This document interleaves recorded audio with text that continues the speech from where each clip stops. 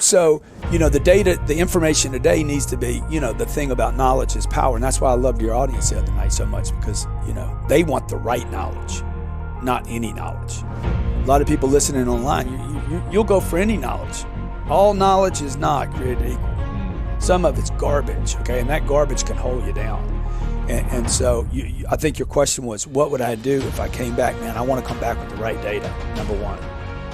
I want to come back with the right information that says, bro, go get rich. Like, what if that was the battle cry from the beginning? Go find a vehicle that will make you super rich so you could actually make a super difference, because you're not doing it without money. Elon Musk, he's got that option. He's got influence and he's got money. And he's got courage. Like that's a triple threat right there. Yeah. What would you say to the people that they don't want to get as rich, they don't want to work as hard? You have the wrong data. You are under a spell. You're in a long-term meditation that somebody put on you. You're under a spell of money won't make you happy. No, dude, you're not happy now.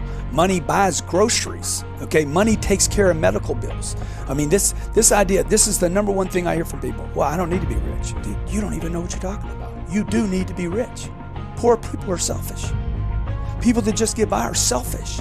You're selfish because you're always talking about yourself. Listen to what the guy says. I said, man, you need to get rich, man. No, I don't need to get rich. Dude, you're talking you. But what about your church? What about the community? Okay. What about all the little kids you could help, dude? Family. What about people in Africa? What about all the water problems you talk about? Okay. So rich people can literally change the world. Poor people cannot do that. Man, to get somewhere else, you must leave where you are. You will never, and I'm going to tell you this for everybody in the room, you will never, ever experience great change in your life unless you're willing to give up something that you have right now. Every single time in my life, I have had to give up something I wanted. I'm not talking about getting rid of the bad stuff. You got to get rid of something that you actually worked for to get. Might have been the house. It might have been, oh, my kids are in the best schools now. It's going to be something painful. For you to get to the next place, you have to give up something that you worked for really, really hard. So I sold my house. One day I had this cognition, hey, to get what you want, you have to give up what you have. For a fire to burn, everybody's like, who started the fire? Dude, somebody, who kept it going? I think the better question is, how do you keep the fire burning? Because everybody's got the spark. Everybody's got the spark. It's like, how'd you put it out? How'd you put it out? Who put it out?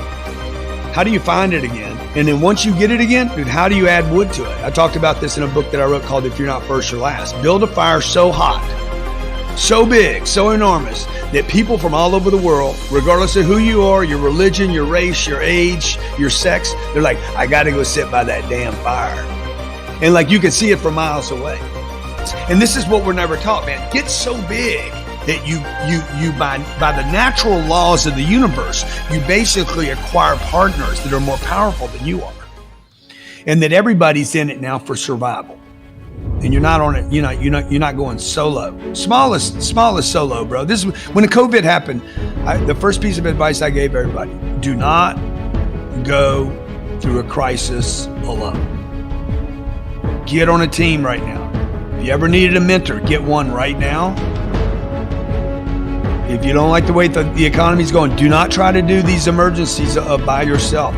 Okay, get a strong partner that's been through them before, that can guide you, mentor you, lead you, and make sure you're expanding through it. Otherwise, you're going to shrink and get smaller.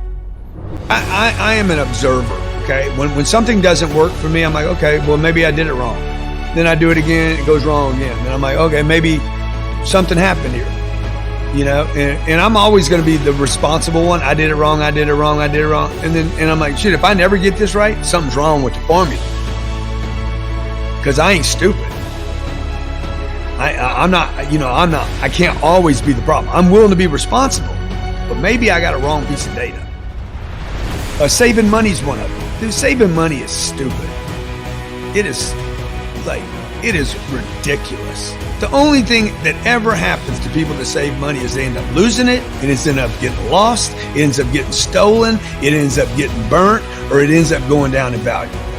But it's never going to get bigger. You save money at the bank, it ain't getting bigger. Period. Who does that benefit? We've all been told, save your money, save your money, save your money. Who does that really benefit? I remember I read the blackjack book, How to Play Blackjack, right? I knew that book. I knew every card to hit. And then I realized everybody at the table had read the same damn book.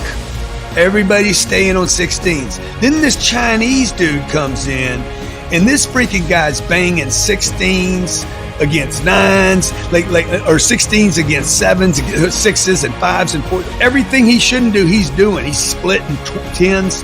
And I'm like, and he's making all the money. He was the only one not playing by the book. And so I just think that everybody should buy a house. Maybe not. Maybe not. Okay.